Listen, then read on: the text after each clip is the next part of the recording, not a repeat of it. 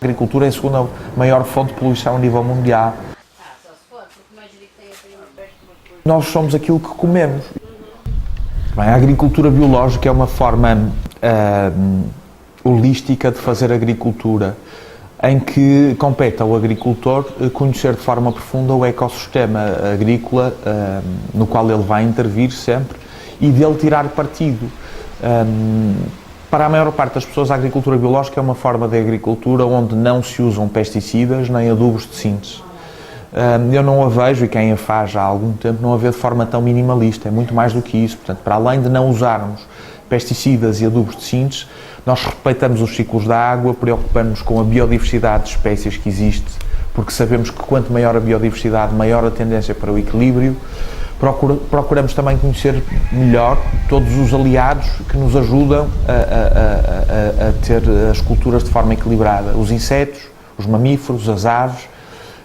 Para muita gente, tudo o que mexe é inimigo. Para nós, que fazemos agricultura biológica, para cada um que mexe, que pode provocar estragos nas plantas, nós temos um outro que existe lá apenas para o comer. Portanto, é um predador, é um auxiliar do agricultor.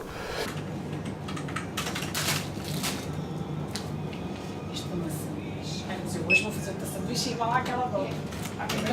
Maravilhosa. A agricultura biológica tem inúmeras vantagens. Antes de mais, as principais são para o meio ambiente, porque praticando a agricultura biológica não poluímos o meio ambiente, porque não usamos químicos de síntese, nós estamos sempre a usar inseticidas, acaricidas e sobretudo herbicidas, que poluem muito o nosso ambiente e os nossos solos e sobretudo a nossa água. É um problema grave a utilização de herbicidas hoje em dia, que poluem imenso a água. E, por outro lado, também produzimos alimentos mais saudáveis para as pessoas. Portanto, as pessoas estão a consumir alimentos sem resíduos de pesticidas. Muitos deles já foram considerados, inclusive, cancerígenos. As desvantagens em relação à agricultura tradicional, do meu ponto de vista, são...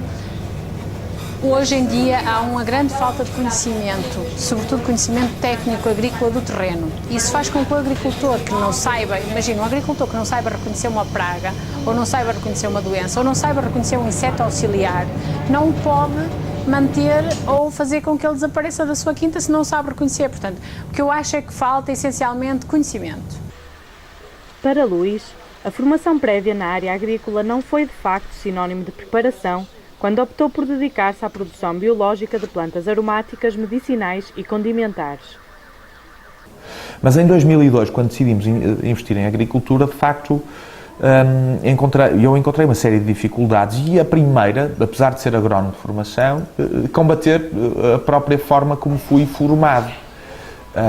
Nós, na altura, o ensino clássico em agronomia não contemplava sequer a agricultura biológica. A agricultura biológica era para uns tipos que não tomavam banho, que deixavam crescer o cabelo até aos ombros e que fumavam umas ervas que eu não posso produzir aqui na quinta. Era tudo o que eu sabia da agricultura biológica. Apesar das dificuldades, o Cantinho das Aromáticas é hoje uma das poucas quintas em espaço urbano a praticar agricultura biológica em toda a Europa Ocidental. Tal como Luís Alves, muitos outros agricultores optaram pela aposta no biológico.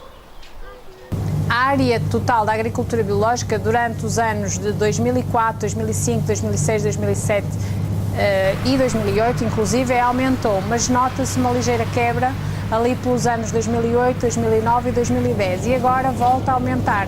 Mas isso não tem tanto a ver com o facto de aumentarem ou diminuírem o número de produtores biológicos ou aumentarem e diminuírem o número de hectares relacionados com a agricultura biológica. Tem mais a ver com o número de explorações que está a aderir ao bio, às vezes pontualmente e depois desistem. E em 2004, como a agricultura, 2004 a 2007, como a agricultura biológica foi muito falada e muito noticiada nessa época, houve um grande acréscimo e muitas pessoas que vieram para a agricultura biológica, mas que depois acabaram por desistir. E agora não, agora assiste-se a uma vinda para a agricultura biológica já mais conscientes das dificuldades, já mais conscientes do que vão produzir e, portanto, é uma vinda muito mais consciente por parte dos produtores para a agricultura biológica. Formador pela Associação Portuguesa de Agricultura Biológica, José Vilhena tem acompanhado as mudanças deste setor, também patentes nas expectativas dos seus formandos. Tal como Luís Alves, muitos outros agricultores optaram pela aposta no biológico. Enquanto antigamente as expectativas era mais melhorar os conhecimentos e tentar exatamente saber o que era a agricultura biológica, nos tais cursos antigos que eu dava, havia uma certa expectativa o que era a agricultura biológica e queriam aprofundar as técnicas. Hoje em dia é mais com a finalidade mesmo empreendedora. Aqueles que pretendam aventurar-se na agricultura biológica são obrigados a cumprir requisitos que vão para lá do conhecimento sobre a área.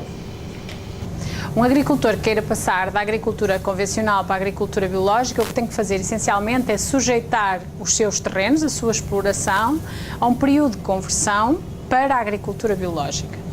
Ou seja, a partir do momento zero, que pode ser hoje, ele tem que comunicar a sua intenção de passar para a produção biológica, comunicar a sua intenção ao Ministério da Agricultura e tem que contratar um organismo privado de controle, as chamadas certificadoras, para certificarem o seu terreno. Esta certificação é também um certificado de confiança para o consumidor. Ângela Pereira abriu a Biobrássica em 2004 e tem um conjunto de clientes fiéis desde então. O tipo de consumidor que frequenta a Biobrássica, ou que frequentou ao longo destes 10 anos, é geralmente uma pessoa bem informada no que diz respeito à alimentação. São quase sempre pessoas mesmo muito bem informadas que procuram consumir produtos amigos da saúde, produtos que preservem a sua própria saúde. É essencialmente isso.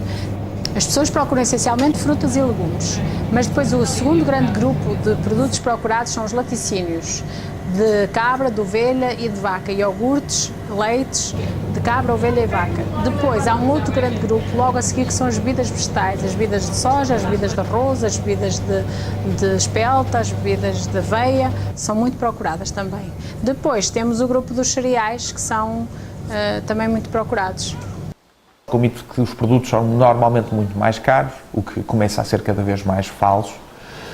Ou então, quando são mais caros, as pessoas estão muitas vezes a equacionar cêntimos de diferença em relação aos produtos da agricultura convencional, mas depois esquecem-se de equacionar que nós somos aquilo que comemos e, portanto, hoje muito mais importante do que ir à farmácia comprar coisas para tratar os problemas que resultam de uma má alimentação, de má escolha dos ingredientes, se calhar poupamos muito mais dinheiro a comprar ingredientes de muito melhor qualidade para não ter que ir tão depressa à farmácia comprar medicamentos para prevenir ou combater uma série de doenças que resultam de má alimentação.